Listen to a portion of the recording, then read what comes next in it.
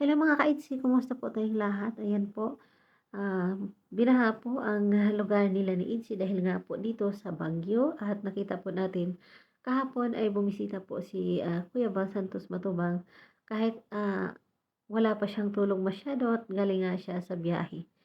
Para nga mai-rescue sana sila ni Biancy at utos na rin po, kagustuhan na rin po ni Kalingap Ido.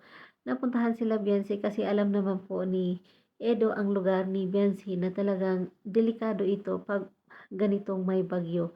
Pagpunta po ni Kuya Bal doon ay low tide pa, pero pag mag high tide na, papasok na po yung tubig dagat doon sa bahay nila.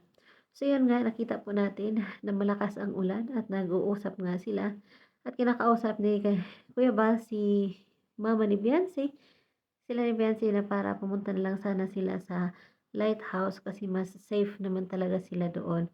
Kasi nga, umpisa pa lang ng bagyo, so ulan pa lang yun. Wala pang masyadong hangin at hindi pa nagha-high tide. Safe sila doon. Pero ayaw naman nila kasi nga nakakahiya naman.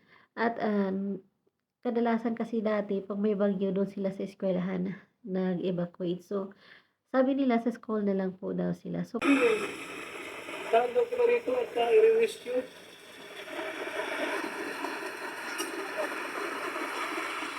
Bira si Papa It's talaga. Grabe ang pagmamahal. Super. At klase. Lakas ng ulan.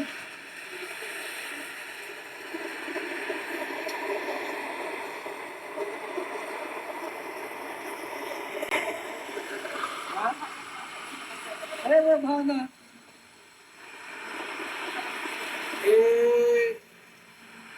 Nagpipilit si Papa It's sa puntahan kayo. Ito ang bahana sa kasada. Lalakad sa binaban.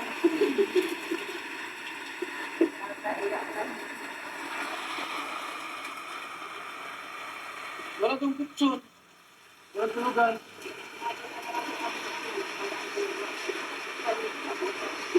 Lamig. Magano si ang kaso. Baka magkasakit ka daw, sabi ka sa aid.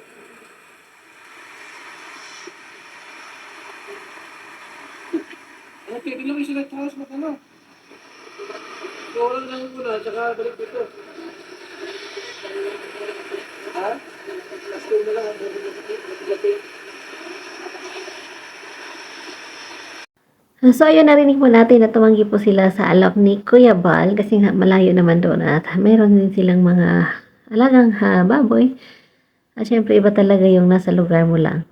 So, that's all for now. Thank you so much for watching. God bless us all. Bye-bye!